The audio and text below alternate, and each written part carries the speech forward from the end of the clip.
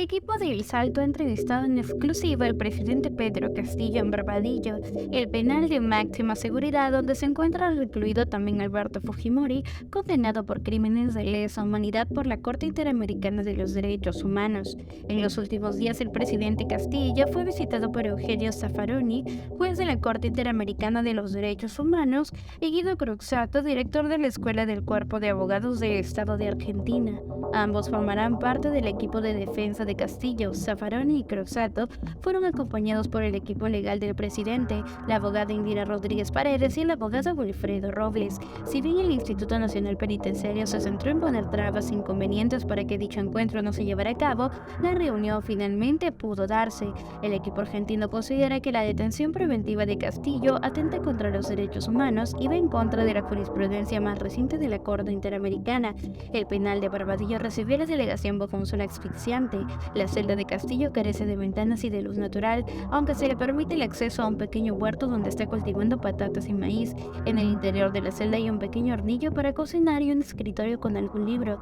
En ese momento el presidente se encuentra leyendo El arte de la guerra de Sun Tzu. Dentro poco más que la cama y una televisión que se ha convertido en su principal relación con el exterior, aparte de la que le proporciona su equipo legal. ¿Teme por su vida en este momento? Sí, temo por mi vida en este momento. En Perú no hay ningún tipo de seguridad ni jurídica, política ni civil. Debo decir que no temo por mi vida desde ahora. Temo por mi vida desde la segunda vuelta de la campaña para ser presidente. Hubo persecución política desde que estaba en campaña. La derecha se ensañó conmigo y mi familia, sobre todo con mis hijos menores y mi esposa. Nos difamaron, nos terruquearon. No nos dejaban desarrollarnos de manera personal ni tampoco en mi gobierno. El acoso fue constante, diario y perturbador. Estas acciones incitaban al odio y al racismo. He recibido amenazas de muerte de números desconocidos, mis hijos y esposa también. Por eso es que procuré en todo momento que mis hijos tengan seguridad, ya que son los más preciados que tengo. Seguridad para mi hija pequeña, para mi hijo joven, para mi hija mayor y para mi esposa. Hubo varias veces en las que he sufrido maltratos de personas de derecha que me increpaban ser un terrorista. Me han querido herir, yo diría que hasta asesinar. Por ejemplo, en Tacna sufrí una situación en la que varias personas de extrema derecha me golpearon con pernos y fierros. Fui herido, pero no denuncié. Ese es uno de los recuerdos más vivos que tengo de la campaña de la segunda vuelta. También he recibido amenazas públicamente, por ejemplo de Rafael López Aliaga, quien pedía que me mataran abiertamente. Él decía en su mitin, muerte a Castillo. ¿Se ha podido comunicar con su esposa y sus hijos? ¿Sabe cómo están ellos? No, no me he podido comunicar con mi familia. Sé cómo están y espero que se encuentren bien. No tengo acceso a comunicación, tampoco a derecho de videollamada con ellos. Se encuentran refugiados en México. Quisiera hablar con ellos. Sí, temo por la vida de ellos porque cuando estaban en Perú también sufrieron episodios de racismo. Por ejemplo, en el caso de mis hijos, ellos nunca se acostumbraron a vivir en Palacio de Gobierno porque era mudarse a una Lima de la que no eran parte y no se sentían parte. En el caso de mi hijo, le han negado el acceso a los colegios porque se enteraron de que era mi hijo. Eran colegios que elegí por seguridad, no me permitieron hacerlo. Mi hijo cumple 18 años el día miércoles 8 de febrero y me duele no estar con él en estos momentos. En el caso de mi hija menor, sufrió acoso después de la fiesta de cumpleaños que le organizamos su mamá y yo. Como a todo niño a su edad, le hicimos una fiesta para que se sintiera feliz.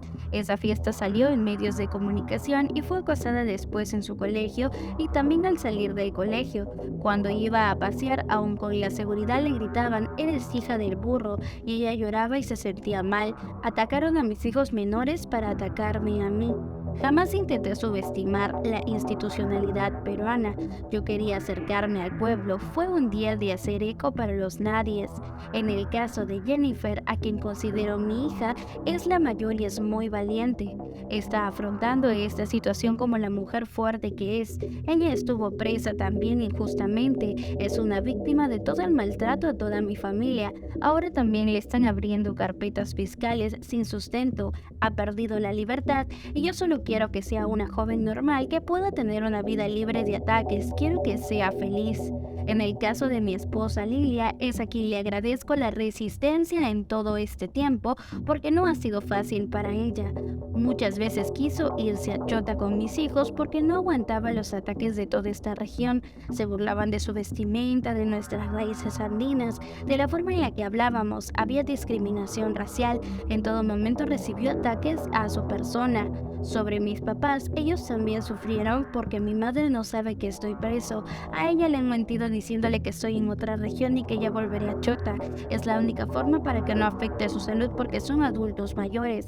Sobre mi padre, él sí sabe que estoy preso, pero aún no ha podido visitarme.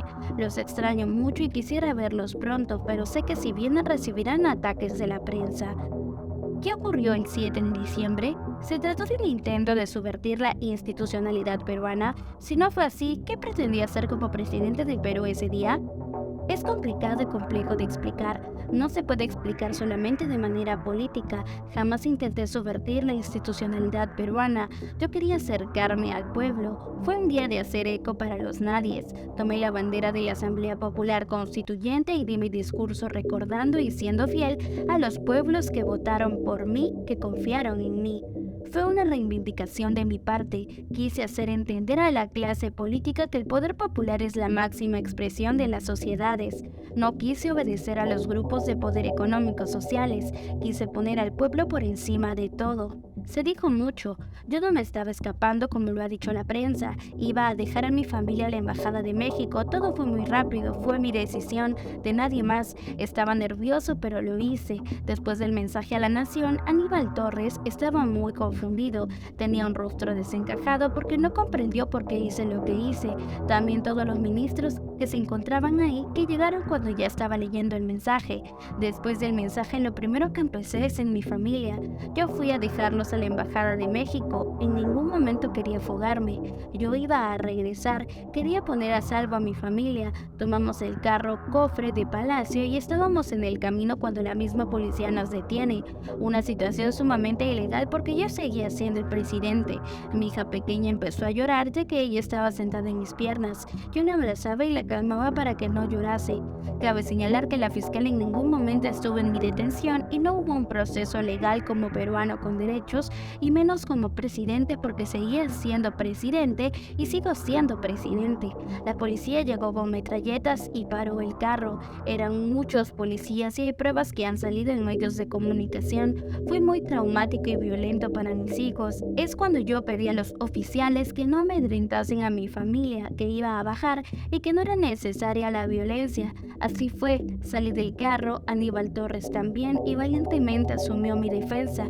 Yo me sentía muy confundido, ya no pensaba como presidente, yo solo pensaba como padre de familia. Aníbal Torres en todo momento mostró firmeza y me supo guiar. Le agradezco mucho por eso. Luego recuerdo momentos en partes que se me subió el azúcar. Yo tengo un problema en el oído. Uso un aparato para poder escuchar. No escuchaba las indicaciones que me decían. Hubo un momento en el que solo escuchaba silencio. Fue muy confuso, no me sentía en mí mismo, solo pensaba en mi familia. Mira a continuación la segunda parte del video.